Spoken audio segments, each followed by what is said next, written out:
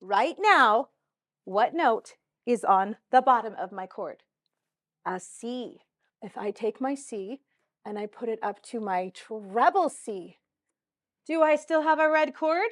It's mixed up. Let's do the same thing with our C down here. I'm going to take my red C that's on my middle C, and I'm going to pop it up to the next C. Ooh! Do I still have the pieces of my red chord? I do, but it's mixed up. When my shape is a bottom heavy shape like this, what fingers do I need to use to play it? 1, 2, 5. That's why we learned our chords the way we did. We had to learn the correct fingerings when we see a certain shape.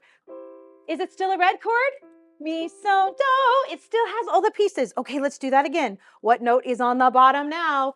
It's an E. I'm going to move my E on my staff first. Is there another E that I can find? Yes, I can pop it up.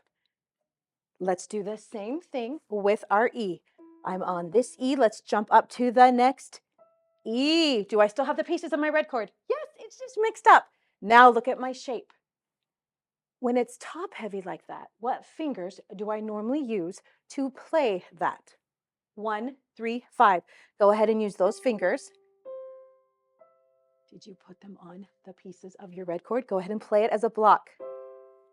Yes. Is it still a red chord? It's just a mixed up red chord. So, do, mi. We still have all the pieces. It's still a red chord, even though its shape looks a little bit different. It's just a mixed up red chord. Let's do that one last time. What note's on the bottom right now? A G. We're going to pop this up, and I'm just going to let you know that top one right there is a G.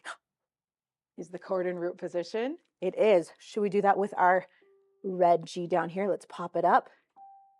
What do you think? Do we know how to play this shape? Yes, this is the way we normally play our red chord. We just use our 1, 3, 5. And now we're back in root position.